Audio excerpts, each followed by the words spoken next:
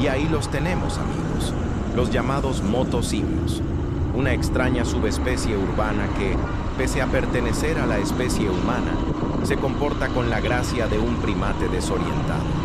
Observemos su hábitat, una ciclovía diseñada para ciclistas, invadida ahora por manadas de motociclistas que desfilan como si fuera territorio propio. Su instinto no reconoce fronteras.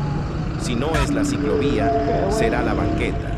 Y si no la banqueta, cualquier espacio donde puedan abrirse paso. La ciudad les pertenece en su imaginación,